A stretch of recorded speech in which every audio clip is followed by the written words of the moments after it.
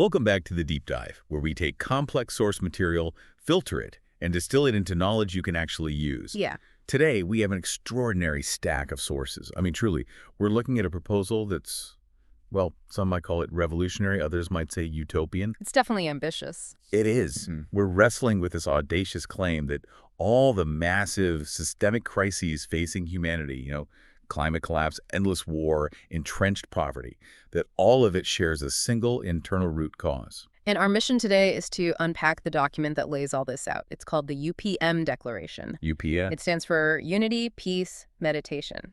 And this declaration is essential because it completely redefines meditation. It argues it's not a wellness trend, not a luxury, and it's definitely not an escape. Yeah. It's presented as a fundamental, non-negotiable necessity, the foundation of a systemic consciousness revolution. And that's the intriguing part, isn't it? The documents we reviewed, they present this detailed blueprint for planetary transformation. It spans from, your own individual breath work all the way up to international treaties and global economics. It's a world-changing strategy rooted in inner silence. Exactly. Yeah. So to start, we have to grasp the Declaration's diagnosis. Why is consciousness, and not, say, capitalism or corrupt governance, the root problem? Okay, let's unpack this. The Declaration argues that the actual cause of all our suffering is what they call the crisis of consciousness.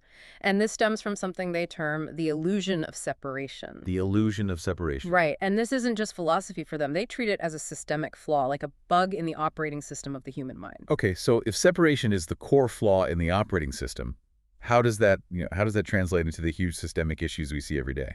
It manifests through what they call the egoistic mind, and the sources list three main, really devastating symptoms. The first is the rigid enforcement of I versus other. If you feel separate, then your prosperity is not connected to mine. This is expressed everywhere.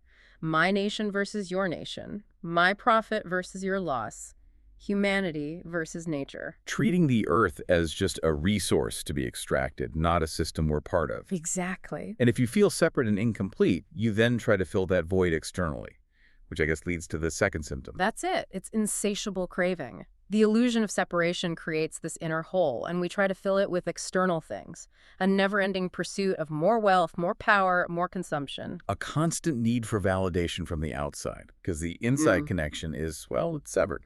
Precisely. And that leads to the third symptom, which is fear-based living. Because we're always scrambling to fill that void and protect what we've acquired, everything just operates under a layer of fear. A scarcity mindset. A scarcity mindset, intense competition, the constant need to control outcomes. We hoard resources, we build walls, we prepare for war. It all stems from this underlying terror of not having enough, which the Declaration just says is completely illusory. And the external results of this internal state are, they're staggering. We see the ecological crisis, the climate emergency, plastic oceans, millions of species pushed to the brink. And socially, you've got 700 million people in extreme poverty, while a tiny percentage hoards trillions. It's the ultimate paradox, isn't it? This huge material abundance coexisting with pervasive anxiety and just existential despair. And the Declaration concludes that all of this suffering is entirely unnecessary. It can end. But, and this is the key, it absolutely requires a foundational shift. Inner work has to run parallel to outer action. You can't legislate peace if the legislators themselves are operating from that same mindset of separation and fear. It just can't. So separation is the poison, what's the medicine? And here's where it gets really interesting, because the UPM solution is meditation, but defined not as a stress reliever. It's defined as a revolution. A revolution that provides direct knowing beyond intellectual understanding. It gives you the antidote to that illusion of separation. Direct knowing. And that direct knowing reveals four fundamental truths, which form the cornerstone of the whole UPM vision: unity, sufficiency, compassion, and power. So let's start with the first one, unity or interconnection. Right. The sources describe this as just quietening the mind enough to actually experience the connection. It's the physical realization that, hey, my breath is the tree's gift. My body is literally Earth's elements just cycling through me. And then socially, the conceptual boundary of the self just kind of melts away. Their suffering truly becomes my suffering. You realize the nation is just an imaginary line on a map. The skin is just a permeable membrane. Yes, and that realization leads directly to the second truth: sufficiency or peace. If you realize you are already connected to everything and are literally made of the universe, You stop grabbing for things. you stop trying to grab things externally to feel complete. Okay, I have to stop you there, though. This concept that contentment is a radical act, that's powerful, but what does it mean economically? It means fundamentally restructuring our idea of value. When that craving ceases, we find that enough is a feast. Peace comes from inside, not from accumulating things on the outside. And that's the radical part. It's radical because modern extractive capitalism relies entirely on manufactured discontent. It needs you to feel incomplete.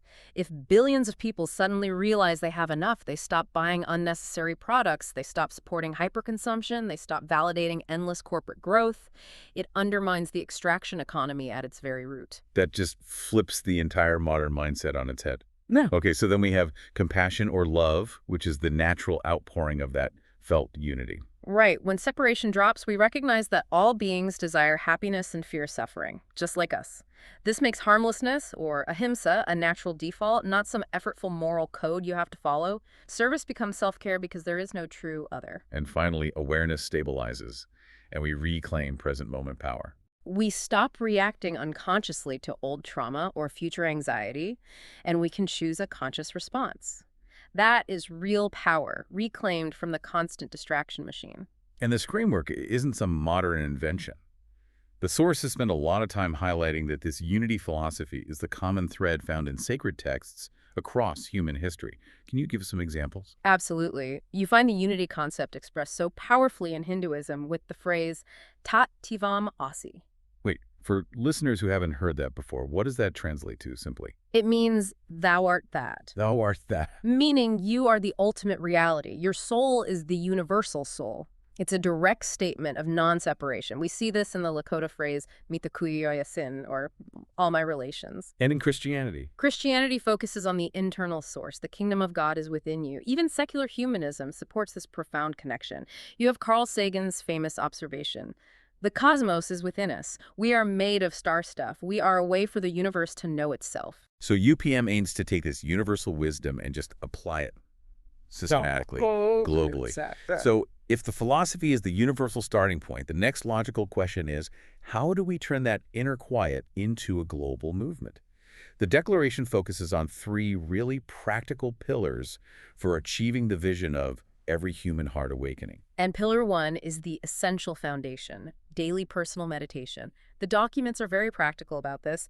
They acknowledge that consistent practice is the mechanism for rewiring the brain out of that separation mindset. And for the learner who wants practical steps, the sources suggest a specific morning unity meditation. You sit comfortably, start with body awareness, realizing your physical body is 70% water, and the very minerals inside you came from stars exploding billions of years ago. The practical realization is, I am the universe experiencing itself. And then you shift to breath awareness, realizing you're sharing air with every single breathing being on Earth. That quickly moves into what they call the expanding circle, where you spend about 10 minutes sending a silent wish to your family, your city, your nation, the world, and all the ecosystems. May all beings be happy, peaceful, free from suffering. You shift from feeling like an isolated drop to realizing you're an active part of the entire ocean. And this practice doesn't stop when you open your eyes. The Declaration really emphasizes meditation and action. This transforms mundane tasks into practice. Like pausing for 30 seconds before eating to just acknowledge the sun, the soil, the labor in your food. Or pausing before you buy anything to ask, does this purchase align with sufficiency, or am I just feeding a craving? And crucially, in a conflict, pausing, taking 3 breaths, and then responding from understanding, not just reaction. Pillar 2 then scales this up to the community level, collective meditation. The first step here is the weekly peace circles. Small groups gathering for grounding, for guided practice. And crucially, they include a sharing circle, where each person shares one challenge, one insight, and one commitment. The others just listen. They don't give advice.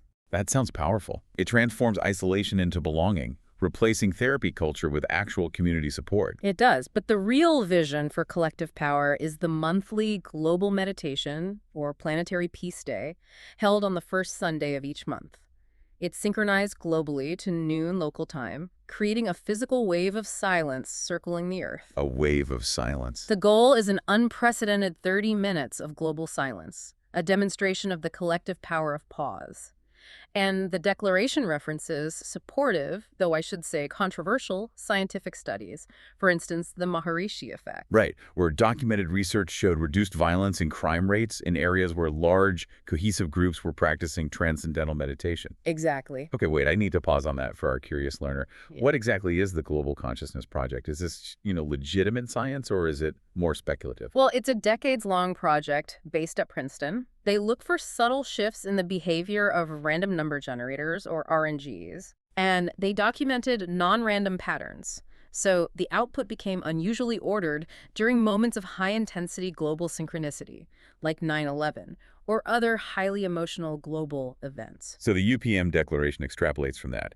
If fear and trauma can synchronize these machines, Imagine the coherence created by 30 minutes of intentional global silence. that brings us to Pillar 3, which is the most ambitious and, frankly, the most politically complex: meditation and governance. How does this internal realization translate into policy? I have to ask. How do we make sure that integrating inner silence doesn't compromise democratic processes or, cross into some mandated spiritual practice? And that's the critical distinction. The primary proposal is contemplative policymaking. This means integrating 15 minutes of universal mindfulness — it's not prayer, not religion, just secular silence — into all legislative bodies before sessions begin. And the goal? To reduce political reactivity, interrupt habitual conflict patterns, and reveal common ground. That sounds noble, but is it just a moment of silence with a new brand? Not according to the models they cite.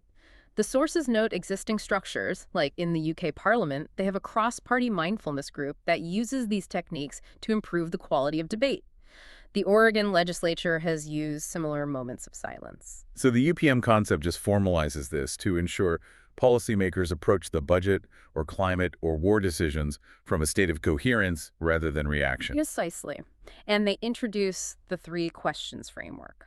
This is fascinating. Before passing any law, policymakers have to meditate on these questions. Let's break those down. Certainly. The first is the unity question. How does this affect the whole, not just parts? This shifts the focus from, catering to specific donors or powerful industries to serving the ecosystem, future generations, and the global community all at once. And the peace question. Does this reduce suffering for all beings? This is a direct measure of compassionate policy. It challenges laws that might benefit one group at the expense of another, or that harm the natural world for short-term gain. And the 7 generations question. That sounds like a very long view. It demands, will descendants 200 years from now thank us for this decision? It introduces a radical temporal responsibility. It ensures that policies addressing the climate crisis or resource depletion aren't just kicked down the road, but they're solved now. And this internal shift has to transform economics, right? Moving away from the paradigm of endless growth. The Declaration argues for shifting from GDP to G&H, gross national happiness. That's right. G&H uses robust well-being indicators. It covers mental, social, and ecological health, not just financial throughput. It makes things like community cohesion, clean water, and anxiety levels measurable policy priorities. And they advocate adopting the sufficiency economy model, which emphasizes moderation, reasonableness, and resilience. This moves society away from the tyranny of excess towards sustainable satisfaction. It's an economy that values repair, reuse, and regeneration over just extraction and obsolescence. This all sounds like an amazing philosophy, but I have to act as the skeptical proxy for the listener here. Critics will immediately call this spiritual bypassing. How does the Declaration argue that sitting still is better than chaining yourself to a coal plant? They address that head-on. It's the first objection. Meditation is selfish. We need action. And the response is that meditation is the deepest, most necessary action. Okay. Without inner work, activists eventually burn out. Any systemic solutions they find are just Band-Aids. Inner peace enables sustainable, systemic, and genuinely wise action that avoids replacing one extractive system with another. What about the climate crisis objection? We don't have time. The crisis is NW. The answer is stark. We don't have time not to meditate. Rushed action from unconsciousness creates false solutions, like geoengineering or unjust transitions that just breed severe backlash. So 20 minutes of practice saves hours in clarity. Exactly. Clarity, efficiency, and crucially, avoiding critical, costly mistakes that are rooted in emotional reactivity.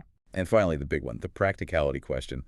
Not everyone will meditate. It's a utopian fantasy.